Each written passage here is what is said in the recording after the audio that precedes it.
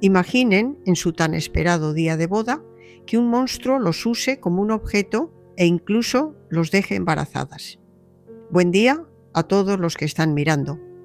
Mi nombre es Mary Ann Williams, pero todos aquí en Oak Ridge, Montana, me conocen como la abuela Annie de la panadería. Si alguna vez han pasado por el mercado agrícola los jueves por la mañana en el pueblo, probablemente me hayan visto allí. Una mujer de 78 años, con cabello gris, siempre cubierto por una bandana colorida, vendiendo pasteles que la gente dice son los mejores en esta parte del Medio Oeste. Hoy, después de mantener esta historia dentro de mí durante tanto tiempo, he decidido compartir lo que me sucedió. Hay ciertas cosas que guardamos enterradas durante tantos años que comienzan a pudrirse dentro de nosotros. Y esta historia casi me está sofocando por haber estado encerrada durante tanto tiempo. Nací en 1945 en una casa sencilla de madera, en la zona rural de Montana. Mi padre, Arthur, era un hombre respetado por todos en la zona. Dueño de una pequeña tienda de abarrotes, siempre llevaba un sombrero de paja con un cigarrillo liado a mano en la comisura de su boca. Era el tipo de hombre que inspiraba respeto solo con una mirada, ya saben. Pero dentro de nuestro hogar, bueno, esa era una historia completamente diferente. Crecí en una familia donde la palabra de mi padre era la ley. Mi madre, pobre de ella, vivía con la cabeza gacha, siempre asintiendo, siempre obedeciendo. Éramos 6 hermanos, 4 niños y 2 niñas, y yo era la menor. Los niños podían hacerlo todo, ir a la escuela, jugar afuera, tener libertad. Mientras tanto, mi hermana Sara y yo apenas podíamos salir del patio. Las señoritas decentes no andan vagando, decía mi padre con una voz que no aceptaba discusión. Las niñas están destinadas a aprender a cuidar la casa, cocinar y prepararse para ser esposas. Y así pasé mi infancia y juventud bajo la atenta mirada de mi padre. En la escuela solo completé hasta 4º grado. Después de eso, mi padre consideró que ya sabía suficiente lectura y escritura para una mujer. El resto de mi tiempo lo pasaba ayudando a mi madre con las tareas del hogar y aprendiendo a cocinar. Creo que por eso, cuando conocí a Gerald a los 17 años, me enamoré tan rápidamente. Él apareció como una posibilidad de escape de la prisión que era la casa de mi padre. Gerald tenía 25 años, trabajaba como conductor de camiones y acababa de mudarse a nuestro pueblo. Era un hombre guapo, con una sonrisa fácil, que sabía hablar como nadie más. Nos conocimos en una feria de la iglesia. Recuerdo que estaba ayudando a servir la comida cuando él se acercó al puesto. Me miró directamente a los ojos y dijo: «La comida debe ser tan hermosa como la cocinera». Me puse roja como un tomate, pero sentí algo diferente ese día, un revoloteo en el estómago que nunca antes había sentido. Después de ese día, Gerald comenzó a aparecer con frecuencia en la tienda de mi padre. Compraba cosas que ni siquiera necesitaba solo para verme. Creo que mi padre pronto notó sus intenciones, pero no objetó cuando Gerald pidió permiso para cortejarme.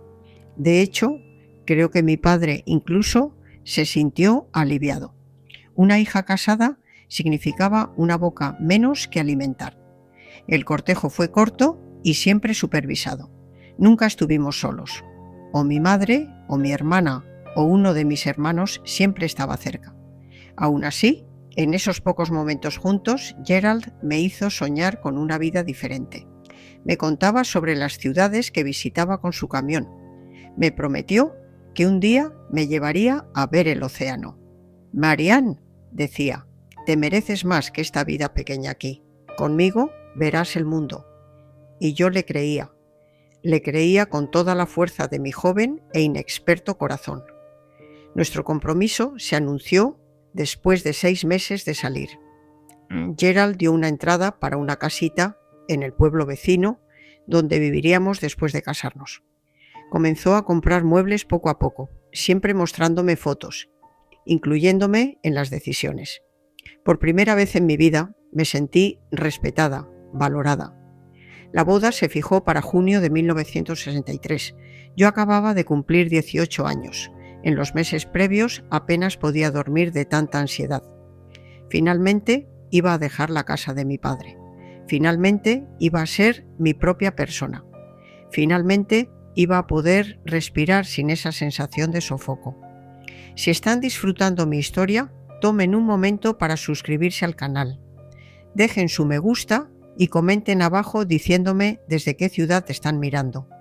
Una anciana curiosa como yo se alegra de saber hasta dónde puede llegar mi voz en esto de Internet. Pero volvamos a la historia, porque las cosas están a punto de empeorar, por desgracia. En la víspera de la boda hubo una pequeña celebración en nuestra casa. Nada demasiado elaborado. Éramos pobres, después de todo, solo una cena con familiares cercanos y algunos vecinos. Gerald no pudo asistir porque había ido a pedir prestado un traje a un primo en el pueblo vecino. Regresaría solo a la mañana siguiente, a tiempo para la ceremonia en la iglesia a las 10. La casa estaba llena esa noche. Mis tías ayudaban con los preparativos finales, cosiendo detalles en mi vestido sencillo, pero el más bonito que nuestras circunstancias permitían. Mi madre había estado cocinando sin parar desde temprano por la mañana, y el olor a buena comida llenaba cada habitación. Mis hermanos iban y venían, trayendo sillas prestadas, arreglando el patio donde se serviría el almuerzo después de la ceremonia. En medio de toda esa conmoción, mi padre estaba extrañamente callado, sentado en la mecedora del porche, fumando su cigarrillo liado a mano y observándolo todo con una mirada que no podía descifrar. De vez en cuando, nuestras miradas se encontraban y sentía un escalofrío extraño. Había algo diferente en él, algo que me inquietaba sin saber por qué. Cuando todos se fueron y la casa por fin se calmó, me fui a la pequeña habitación que compartía con mi hermana. Sara se había casado 2 años antes y había venido especialmente para mi boda, así que dormiría conmigo esa última noche. Pero todavía estaba en la cocina ayudando a mi madre a guardar las últimas cosas. Yo estaba arreglando mi atadijo con las pocas ropas que me llevaría a mi nueva vida cuando la puerta del dormitorio se abrió. Era mi padre. Cerró la puerta tras de sí y se quedó mirándome por lo que pareció una eternidad. «Mañana te vas», dijo finalmente, con una voz diferente a la habitual. «Vas a ser la esposa de otro hombre». «Sí, padre», respondí suavemente, encontrando extraña esta conversación. Mi padre nunca había sido de muchas palabras, y mucho menos de muestras de afecto o preocupación. Se acercó, se sentó al borde de la cama, donde yo doblaba mi ropa. Puso su mano sobre mi hombro de una manera que me hizo paralizarme. «¿Sabes lo que pasa entre un hombre y una mujer en su noche de bodas?», preguntó, con sus ojos fijos en los míos de una manera que me hacía querer apartar la mirada, pero no podía. «Sí, padre», balbuceé, sintiendo que mi cara ardía. Mi madre me había explicado algunas cosas y el resto lo había escuchado de mujeres casadas cuando lavaban la ropa en el río. «No, no lo sabes», dijo, su voz ahora un susurro ronco, «pero te voy a enseñar». Lo que sucedió en los minutos que siguen es algo que he intentado borrar de mi memoria durante décadas. La mano pesada cubriendo mi boca para que no gritara. El cuerpo pesado sobre el mío. El dolor físico y del alma de ser violada por el hombre que debería haberme protegido. Las lágrimas silenciosas que corrían por mi rostro mientras le rogaba a Dios que terminara pronto. Cuando finalmente terminó, se levantó, se ajustó la ropa como si nada hubiera pasado y dijo antes de salir de la habitación: «Ahora ya sabes, no harás el ridículo mañana». Me quedé allí paralizada hasta que oí llegar a mi hermana. Rápidamente me cubrí, fingí estar dormida. No podía contárselo a nadie. ¿Quién me creería? Mi padre era respetado, un buen hombre a los ojos de la comunidad. E incluso si me creían, ¿qué pasaría con mi boda? ¿Gerald todavía querría a una mujer usada? Pasé la noche en vela, con los ojos abiertos en la oscuridad, el cuerpo adolorido, el alma hecha pedazos. Por la mañana me levanté automáticamente, me bañé, me vestí, dejé que me arreglaran el cabello. Me miré al espejo y vi a una extraña. Ojos vacíos, sonrisa forzada para no levantar sospechas. Caminé hacia el altar como una sonámbula. Vi a Gerald esperándome, guapo con su traje prestado, sus ojos brillando de felicidad. Vi a mi padre a mi lado, llevándome, como manda la tradición, el mismo hombre que horas antes había destruido algo dentro de mí. Dijimos nuestros votos, intercambiamos anillos, recibimos bendiciones. Durante toda la ceremonia sentí la mirada de mi padre sobre mí, una mirada de alguien que sabía que había marcado su presencia permanentemente en mi vida. Incluso cuando me fui lejos esa noche, en la pequeña habitación de nuestra nueva casa, cuando Gerald intentó tocarme con toda ternura y respeto, me paralicé. No podía explicar por qué. Simplemente lloré tanto que él se asustó, preguntando qué había pasado, si había hecho algo mal. Es solo que estoy nerviosa, mentí entre sollozos. Necesito tiempo. Gerald, siendo el buen hombre que era, respetó eso. Dormimos tomados de la mano esa primera noche, y las noches que siguieron también. Fue solo después de casi un mes que pude dejar que me tocara. E incluso entonces cerré los ojos con fuerza para no ver la cara de mi padre superponiéndose a la suya. Nuestra vida matrimonial comenzó así, con este terrible secreto entre nosotros. Aunque Gerald no lo sabía, viajaba mucho, a veces quedándose fuera por semanas con su camión. Yo me quedaba en casa tratando de construir cierta normalidad, tratando de olvidar. Poco a poco me adapté al papel de esposa. Aprendí a sonreír cuando llegaba, a responder a sus muestras de afecto, a fingir que todo estaba bien. Pero dentro de mí algo se había roto para siempre esa noche. Creí que lo peor ya había pasado esa terrible noche con mi padre. Poco sabía yo que la vida todavía tenía más dolor reservado para mí. Después de casi 2 meses de matrimonio, me di cuenta de que mi periodo no llegaba.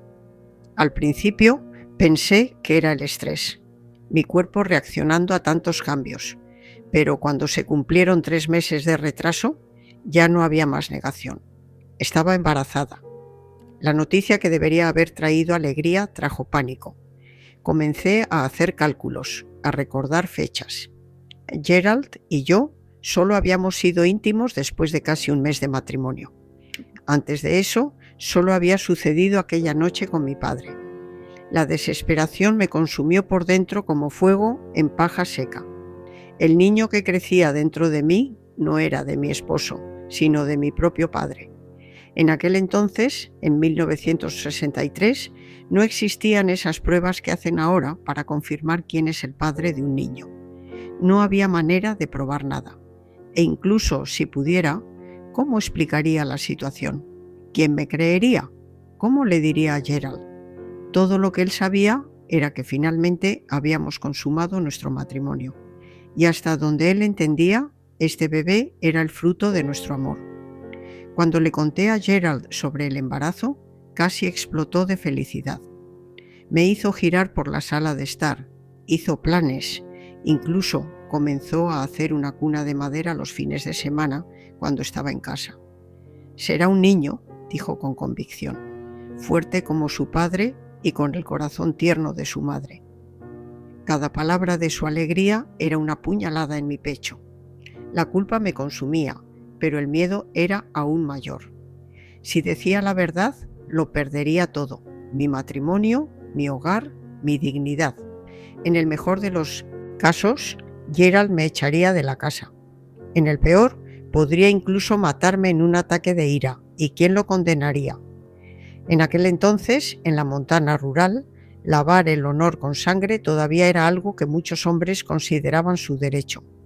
Así que hice lo que muchas mujeres antes que yo habían hecho cuando estaban acorraladas por el destino. Tragué mis lágrimas y seguí adelante. Fingí que todo estaba bien, que el embarazo solo era motivo de alegría. Acepté felicitaciones de los vecinos, consejos de mujeres mayores, regalos de amigos. Por fuera era la imagen de la joven esposa radiante. Por dentro moría un poco cada día. Mi vientre crecía y con él mi angustia. En las noches en que Gerald estaba fuera de viaje, lloraba hasta quedarme dormida, abrazando mi propio vientre, pidiéndole perdón a ese niño inocente por toda la confusión en la que nacería.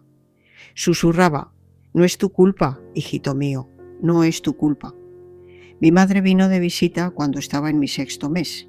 Trajo algunos suministros, ropita que había cosido para el bebé y las inevitables historias familiares. Entre ellas, me contó que mi padre había estado actuando de manera extraña, más callado de lo normal, bebiendo más de lo habitual, a veces desapareciendo por días. «Creo que te extraña, hija», dijo inocente. «Siempre estuvo muy apegado a ti, aunque no lo demostrara». Necesité todo mi autocontrol para no vomitar allí mismo. La mera mención de mi padre me daba peores náuseas que el embarazo.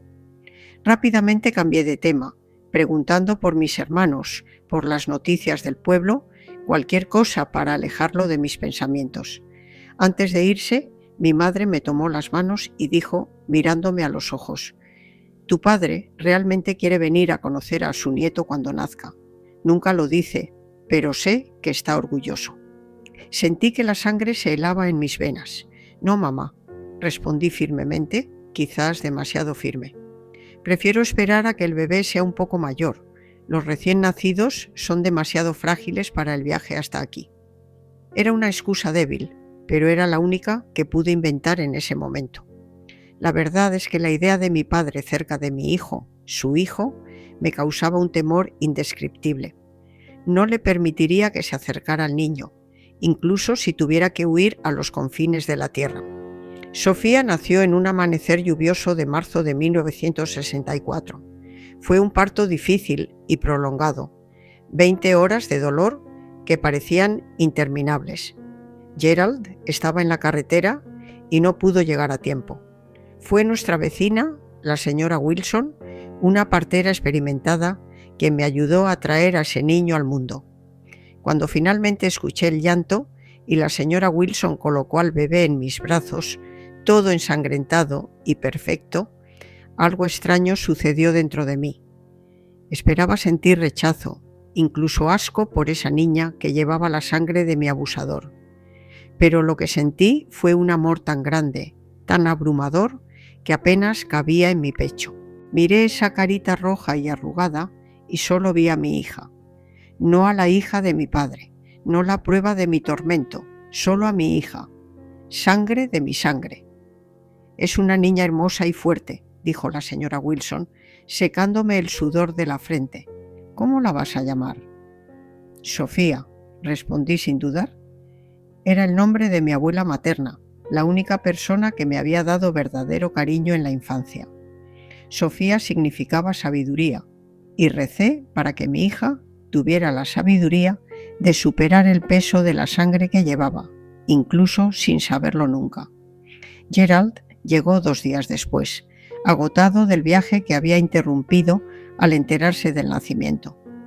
Entró en la habitación donde estaba amamantando a Sofía, sus ojos muy abiertos por la emoción. Se acercó lentamente, como si temiera romper esa escena, y miró a su hija con tanto amor que mi corazón se apretó de culpa. «Es perfecta», susurró, tocando la manita diminuta de Sofía con su dedo. «Igual que tú, Marianne». Le agradecí a Dios en ese momento que Sofía no se pareciera en nada a mi padre. Tenía mis rasgos, mis ojos, mi nariz. Nada en ella revelaba su verdadero origen. Era un pequeño milagro en medio de la pesadilla que estaba viviendo. Los primeros meses con Sofía fueron de adaptación. Gerald logró reducir sus viajes por un tiempo, quedándose en casa más para ayudarme. Era un padre dedicado, cambiaba pañales sin quejarse, Se levantaba en medio de la noche cuando el bebé lloraba, cantaba nanas con su voz desafinada pero llena de amor. Al ver esa escena, a menudo me encontraba pensando que, a pesar de todo, Sofía era afortunada. Quizás no conociera a su padre biológico, y eso era una bendición, pero tenía un padre de verdad, un hombre que la amaba incondicionalmente. Cuando Sofía tenía 6 meses, recibí la visita que tanto había temido. Mi padre apareció sin previo aviso. Una tarde en que Gerald estaba trabajando, abrí la puerta y allí estaba él, con el mismo sombrero de paja, el mismo cigarrillo en la comisura de los labios, pero con más arrugas y cabello blanco del que recordaba. «Vine a conocer a mi nieta», dijo simplemente, como si tuviera todo el derecho de estar allí. Me quedé paralizada en la puerta, incapaz de invitarlo a pasar, incapaz de echarlo. Sofía estaba en la cuna improvisada en la sala, durmiendo pacíficamente. Su llanto, en ese momento exacto, fue como una señal divina, una excusa para alejarme de él. «Despertó», murmuré, dándole la espalda para atender el llamado de mi hija. Levanté a Sofía, sosteniéndola contra mi pecho, como si pudiera protegerla solo con la fuerza de mi abrazo. Cuando me di la vuelta, mi padre ya había entrado y cerrado la puerta tras de sí. Estaba parado en medio de la sala, mirándome con Sofía en mis brazos. «Déjame verla», pidió, dando un paso en mi dirección. «No», respondí instintivamente, retrocediendo. La palabra salió antes de que pudiera pensar, fuerte y definitiva. Él frunció el ceño, sorprendido por mi negativa. En toda mi vida nunca le había dicho que no. «¿Qué te pasa, Marianne? ¿Por qué estás así? Solo quiero ver a mi nieta». «Ella no es tu nieta», respondí, con la voz temblorosa pero decidida. «Ella no es nada para ti». En ese momento vi cómo el entendimiento cruzaba su rostro como un relámpago. Entendió lo que quería decir. Entendió que yo sabía que Sofía era su hija, no su nieta. Su rostro se endureció, sus ojos se volvieron más fríos de lo que nunca había visto. «Ten cuidado con lo que dices, muchacha», amenazó con voz baja. «Algunas cosas es mejor dejarlas enterradas». «Vete», le pedí, sintiendo que mis piernas flaqueaban, pero manteniéndome firme. «Vete y no vuelvas nunca. No quiero que te acerques a mi hija nunca más». Me miró fijamente durante un largo momento, como evaluando si valía la pena insistir o no. Finalmente, volvió a ponerse el sombrero en la cabeza y se dirigió a la puerta. Antes de irse, se volvió una última vez. «Le debes obediencia a tu padre, Marianne, siempre, no lo olvides». Después de que se fue, me desplomé sentada en el suelo, todavía abrazando a Sofía, y lloré como nunca antes había llorado. Lloré por miedo, por rabia, por alivio momentáneo. Sabía que no se rendiría fácilmente. Los hombres como mi padre no aceptan un no de una mujer, y mucho menos de una hija. Cuando Gerald llegó esa noche, notó inmediatamente que algo andaba mal. Yo estaba pálida, inquieta, constantemente mirando por la ventana. «¿Qué pasó, Annie?», preguntó preocupado. «Parece que hubieras visto un fantasma». Casi le conté todo en ese momento. Casi abrí mi corazón y vertí todo ese veneno que me corroía por dentro. Pero el miedo era más fuerte. Miedo a perder a Gerald, miedo a perder a Sofía, miedo a destruir la familia que estábamos construyendo. «No es nada», mentí, «solo estoy cansada». Esa noche no pude dormir. Cada ruido me hacía sobresaltar, imaginando a mi padre invadiendo nuestra casa. En los días siguientes viví en un estado constante de alerta. No dejaba a Sofía sola ni un minuto, llevándola conmigo incluso para salir al patio a tender la ropa. Gerald notó mi comportamiento extraño, pero lo atribuyó al cansancio de cuidar a un bebé pequeño. «Necesitas descansar más», me decía siempre. «Déjame cuidar a Sofía cuando esté en casa». Y así pasaron los meses. Sofía crecía fuerte y sana, ajena al tormento de su madre. Comenzó a gatear, luego a dar sus primeros pasos, a balbucear sus primeras palabras. Papi fue una de las primeras, y cuánto me dolió y me alivió al mismo tiempo oírla llamarlo así. Me dolió porque era un recordatorio constante de la mentira que vivía. Me alivió porque en verdad él era el único padre que conocía y que Dios quisiera el único que conocería. Cuando Sofía cumplió 1 año, recibí una carta de mi madre. Entre las noticias rutinarias y las preguntas sobre su nieta, había un pasaje que me heló la espina dorsal. Tu padre está decidido a visitarte el mes próximo. Dice que ha esperado demasiado para conocer debidamente a su nieta. Estamos ahorrando dinero para el pasaje. El pánico se apoderó de mí. No podía permitir que viniera, que se quedara bajo el mismo techo que Sofía, que intentara establecer cualquier tipo de vínculo con ella. Pero ¿cómo evitarlo sin levantar sospechas? ¿Cómo explicarle a Gerald, a mi madre, a todos, que no quería a mi propio padre cerca? Fue entonces cuando tomé una decisión drástica. Necesitábamos mudarnos lejos, a un lugar donde mi padre no pudiera encontrarnos fácilmente. Sabía que sería difícil convencer a Gerald. Él tenía un buen trabajo como conductor, tenía raíces en la región. Acabábamos de establecernos en esa casa, pero yo estaba decidida. Esa noche, cuando llegó a casa del trabajo, le presenté la idea como si fuera un viejo sueño. Gerald, he estado pensando, ¿y si nos mudáramos a Denver? La gran ciudad tiene más oportunidades. Podrías conseguir un mejor trabajo, ganar más. Sofía podría asistir a mejores escuelas cuando crezca. Él me miró sorprendido. ¿Denver? Está tan lejos y no conocemos a nadie allí. Exactamente por eso, insistí. Sería un nuevo comienzo. Siempre hablaste de mostrarme el mundo. Recuerda, Denver sería solo el principio. Argumenté durante días. Usé cada táctica que conocía. Hablé de oportunidades, mejores salarios, el futuro de Sofía. No mencioné a mi padre. No mencioné el miedo. No di ninguna indicación de la verdadera razón detrás de ese deseo repentino de mudarnos. Finalmente, después de mucha insistencia, Gerald accedió. Está bien, dijo, cediendo.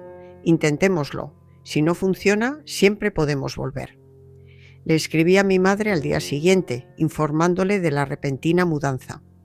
Le dije que Gerald había recibido una oferta de trabajo irrefutable en Denver y que necesitábamos mudarnos inmediatamente.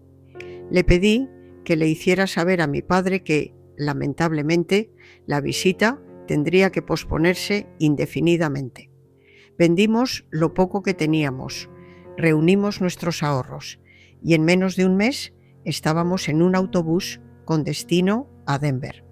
Sofía, de poco más de 1 año, dormía en mi regazo, ajena a la desesperada huida que estábamos emprendiendo.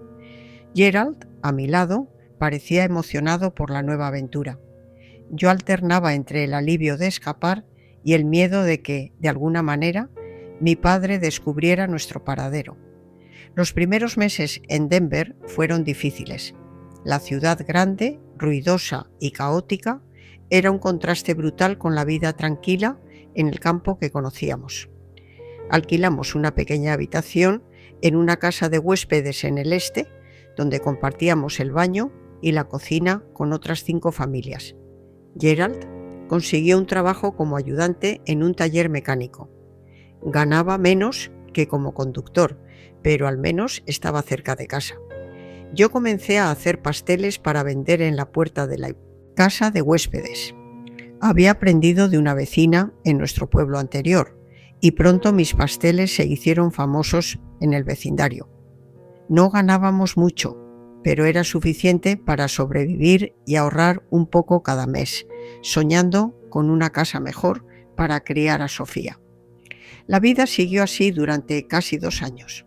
Sofía crecía hermosa e inteligente, hablando sin parar, corriendo por el pasillo de la casa de huéspedes, haciéndose amiga de todos los niños. Gerald, con gran esfuerzo, logró ascender a mecánico en el taller, lo que mejoró un poco nuestra situación financiera. Yo continué con mis pasteles, que ahora vendía en un pequeño puesto improvisado en un mercado cercano.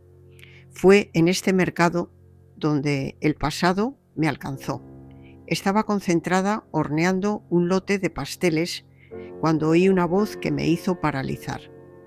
No puedo creer que te haya encontrado, hija mía.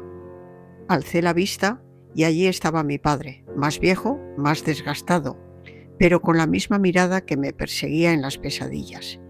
Me había encontrado. ¿Cómo? ¿Cómo me encontraste?, pregunté, con la voz casi desvaneciéndose. No fue fácil, respondió con una sonrisa que no llegaba a sus ojos. Pero un padre siempre encuentra a su hija, no importa dónde se esconda. Supe más tarde que había seguido pistas, cartas de mi madre que mencionaban vagamente dónde estábamos, conversaciones con conocidos que tenían parientes en Denver, una búsqueda metódica y paciente que duró casi 2 años, y ahora estaba allí frente a mí como una pesadilla materializándose a plena luz del día. ¿Qué quieres?, pregunté, mirando a mi alrededor para asegurarme de que Sofía no estuviera cerca. Ella solía quedarse con una vecina cuando yo trabajaba en el mercado, pero a veces venía a visitarme. Ver a mi nieta, respondió simplemente, como si fuera la petición más natural del mundo, o debería decir, a mi hija. La sangre se heló en mis venas. Era la primera vez que lo admitía abiertamente, confirmando lo que yo ya sabía, pero que todavía intentaba negar desesperadamente a mí misma. Vete, susurré con rabia.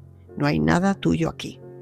Sí que lo hay, insistió, su voz baja pero amenazante. Y si no me permites verla voluntariamente, le contaré todo a tu esposo. ¿Cómo crees que reaccionará al saber que está criando a mi hija como si fuera suya? Era la amenaza que más temía, mi peor pesadilla tomando forma en sus palabras. Me quedé sin reacción, paralizada entre el miedo y la rabia. Me quedaré en la posada Johnson, cerca de la iglesia. Continuó como si estuviéramos discutiendo una simple reunión familiar. Estaré allí una semana. Espero tu visita con la niña. Si no te presentas para el jueves, buscaré a tu esposo en el taller. Y con eso dio media vuelta y se fue, dejándome temblando tanto que tuve que apoyarme en el mostrador para evitar caer. Pasé los siguientes días en agonía. No podía ceder a su chantaje, permitirle acercarse a... Sofía era impensable, pero tampoco podía arriesgarme a que Gerald descubriera la verdad de esa manera brutal. ¿Qué hacer? ¿A dónde huir esta vez? Fue esa noche, mientras debatía entre opciones imposibles, que Gerald llegó a casa más temprano de lo habitual. Estaba pálido, con las manos temblando. Se sentó a la mesa en nuestra pequeña cocina y me miró con una expresión que nunca antes había visto. Un hombre vino a buscarme al taller hoy, dijo, su voz controlada pero tensa. Dijo que era tu padre. Mi mundo se derrumbó en ese instante. No había esperado hasta el jueves. Ni siquiera me había dado esa oportunidad. ¿Qué? ¿Qué quería?, pregunté, sabiendo la respuesta, pero intentando ganar tiempo, tratando de pensar en alguna salida. Quería hablar sobre Sofía, respondió Gerald, todavía mirándome fijamente, sobre cómo ella no es mi hija. El suelo desapareció bajo mis pies en ese momento, el secreto que había guardado durante tanto tiempo. La verdad que había enterrado en lo más profundo de mi alma ahora estaba expuesta como una herida abierta. Miré a Gerald y vi en sus ojos una mezcla de confusión, ira y dolor que me partió el corazón en 1000 pedazos. ¿Qué te dijo exactamente?, logré preguntar, con la voz casi desvaneciéndose. Gerald se pasó la mano por la cara, de repente luciendo mucho mayor que sus 30 años. Me dijo que Sofía no es mi hija, que cuando nos casamos ya estabas embarazada de otro hombre, que me habías mentido todo este tiempo. Golpeó la mesa con fuerza, haciendo saltar el plato que estaba allí. ¿Es cierto, Marianne?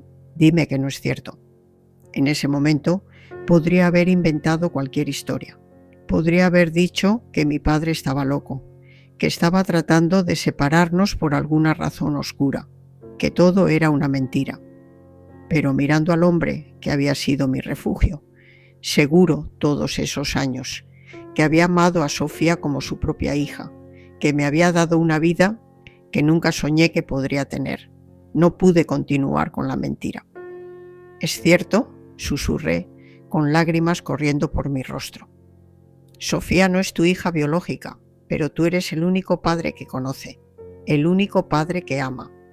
Su rostro se contorsionó en una expresión de dolor tan profundo que sentí como si le hubiera clavado un cuchillo en el pecho. Se puso de pie abruptamente, la silla cayendo al suelo con el movimiento.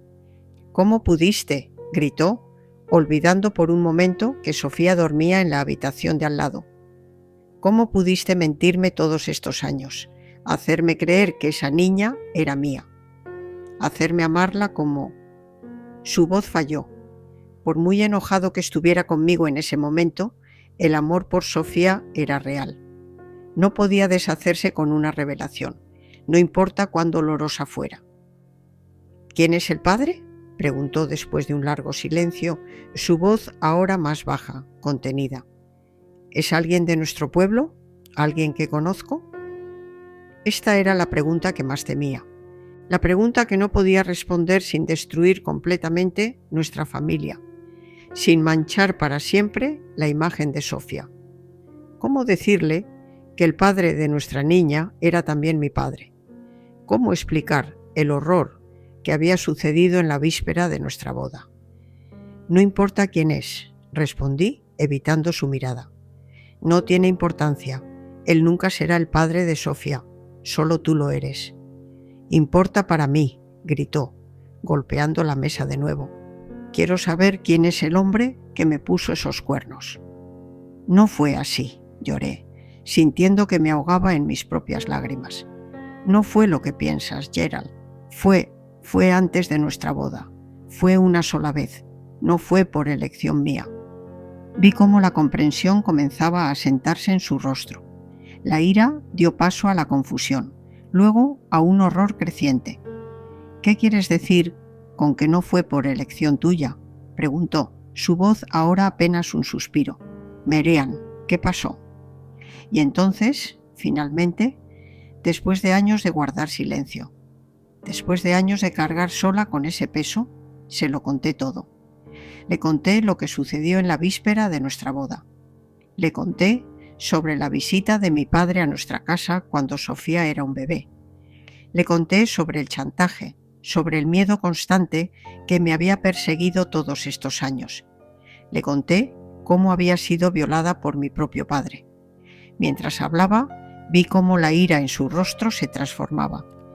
Ya no era una ira dirigida a mí, sino a mi padre. Ya no era la ira de un hombre traicionado, sino la de un hombre que descubre que la mujer que ama fue brutalmente agredida. Cuando terminé, Gerald se sentó de nuevo, con el rostro pálido, las manos temblando. «Dios mío», Marianne susurró. «¿Por qué no me lo contaste? ¿Por qué no me dijiste nada?». «Tenía miedo», admití, sintiendo que el peso de los años comenzaba a levantarse de mis hombros, solo para ser reemplazado por el miedo a perderlo. «Tenía miedo de que no me creyeras. Tenía miedo de que me culparas. Tenía miedo de que no quisieras a Sofía si sabías la verdad».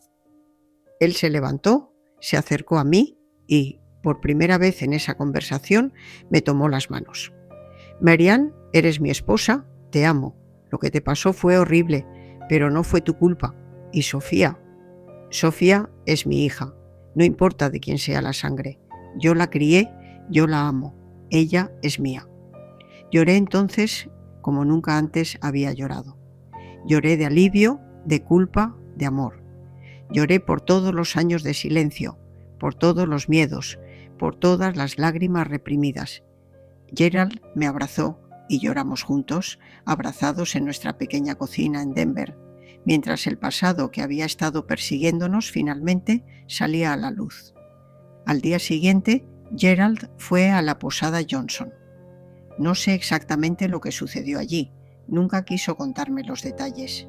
Solo sé que cuando regresó tenía los nudillos magullados y una expresión de determinación en el rostro que nunca antes había Visto. No te molestará más, dijo simplemente. Se irá de Denver hoy y no volverá a acercarse a ti ni a Sofía. Y así fue. Mi padre se fue de Denver y nunca más supimos de él. Años después, mi madre me escribiría diciendo que había muerto en un accidente de tráfico, borracho al volante. Sentí muchas cosas al recibir esa noticia, pero alivio fue la principal. El peligro había pasado. Sofía creció sin saber nada de todo esto. Para ella, Gerald siempre fue su padre, el hombre que la llevaba al parque, que le enseñaba a andar en bicicleta, que lloró el día de su boda. Y yo, después de que la verdad salió a la luz, finalmente pude respirar. Ya no tenía que fingir, ya no tenía que esconderme, ya no tenía que cargar con ese secreto terrible. Gerald y yo tuvimos otros 2 hijos, un niño y una niña, y construimos una vida juntos basada en la verdad y la confianza. Abrí mi propia panadería aquí, en Oak Ridge, cuando nos mudamos de vuelta a Montana años después, y se convirtió en el lugar que todos conocen. Pero nunca conté esta historia a nadie, hasta hoy. La cuento no para buscar lástima, sino porque sé que hay otras mujeres que han pasado por cosas similares. Mujeres que cargan con secretos que las están consumiendo por dentro. Y quiero decirles que el silencio no es la respuesta. El miedo no debe gobernar nuestras vidas. La verdad, por dolorosa que sea, tiene un poder liberador que el secreto nunca tendrá. Sofía es una mujer adulta ahora, con sus propios hijos, mi hermosa nieta. Nunca supo la verdad sobre su origen, y Gerald, que falleció hace 5 años, fue para siempre su padre amado.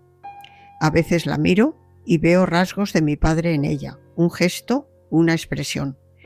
Pero ya no siento miedo ni asco, solo veo a mi hija, la persona que me dio una razón para luchar, para ser fuerte, para sobrevivir. Esta es mi historia, la historia de cómo un monstruo intentó destruirme, pero no lo logró.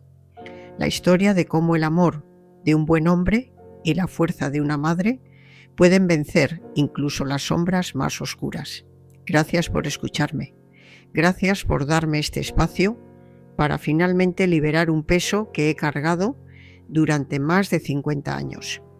Que Dios los bendiga a todos y recuerden, nunca subestimen el poder de la verdad, ni la fuerza del amor de una madre para proteger a sus hijos.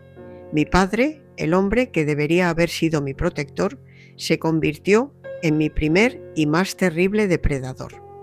Aquella noche, en la habitación que compartía con mi hermana, algo se quebró dentro de mí para siempre. No solo mi inocencia, sino también la confianza en el mundo, la sensación de seguridad que todo niño debería tener.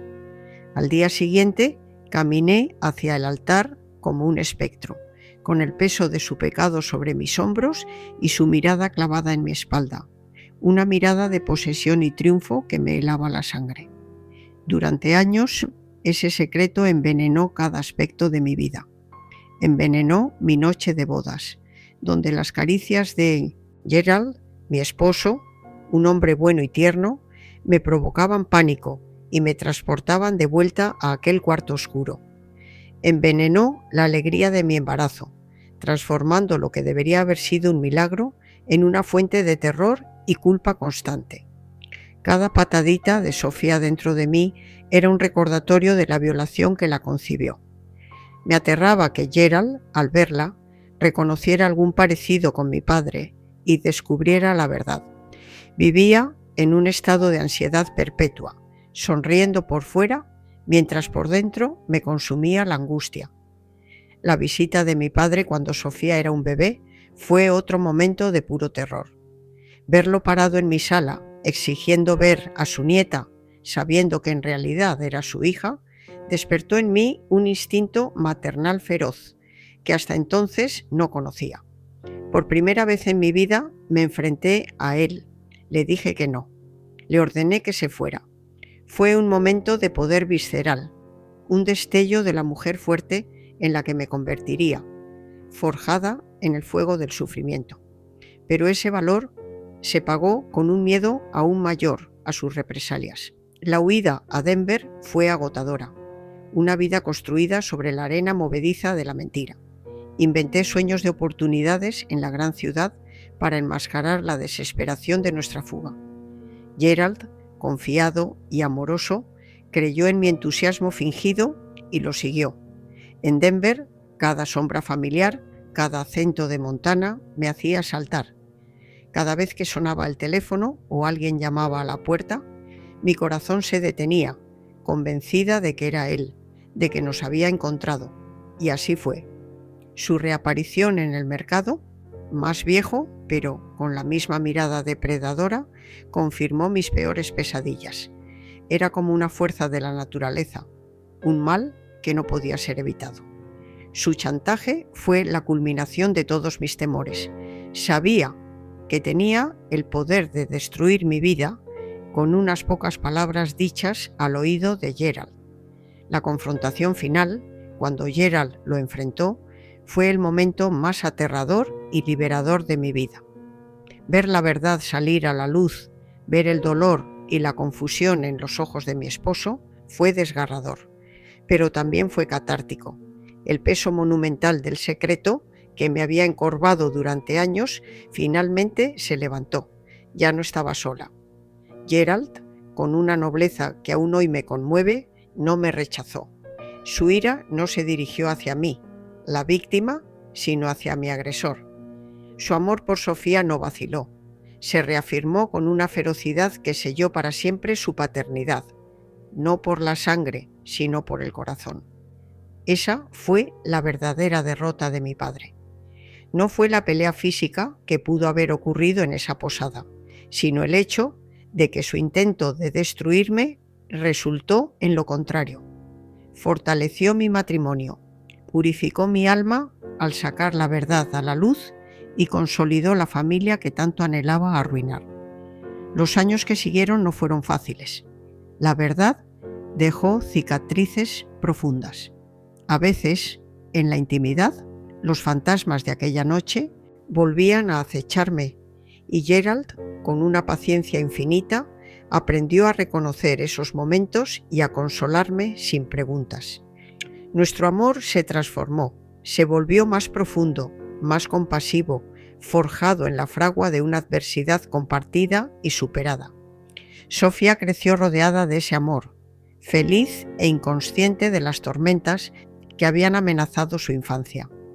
Verla convertirse en una mujer maravillosa, una enfermera dedicada y luego una madre amorosa, ha sido la mayor vindicación de mi vida. Cada sonrisa suya, cada logro, es un repudio silencioso a la oscuridad que la concibió. Al decidir contar mi historia hoy, a mis 78 años, no busco compasión. Busco ofrecer un faro de esperanza a cualquier persona, hombre o mujer, que esté cargando un secreto doloroso en la soledad. Les digo que el secreto es la verdadera prisión, que el miedo al qué dirán, al rechazo, a la incomprensión, es a menudo peor que la realidad. La verdad, por dura que sea, tiene una cualidad redentora. Te permite respirar de nuevo, te permite amar y ser amado por quien realmente eres, con tus heridas y tu historia. Permite que otros, los que realmente te aman, se pongan de tu lado y te ayuden a cargar el peso. Mi Gerald fue mi roca. No todos tienen un Gerald, lo sé, pero hay bondad en el mundo. Hay personas que entienden la compasión. Y para aquellos que no tienen a alguien, hay fortaleza dentro de uno mismo que solo se descubre cuando se decide dejar de esconderse. Mi vida ahora es tranquila. El olor a masa de pastel y canela llena mi pequeña panadería, un aroma que para mí significa paz y normalidad. Mis nietos corretean por aquí y sus risas son la música que silencia para siempre los ecos de un pasado doloroso. El monstruo de mi juventud murió hace años, pero su poder sobre mí murió mucho antes, en el momento en que elegí la verdad sobre el miedo, el amor sobre el secreto.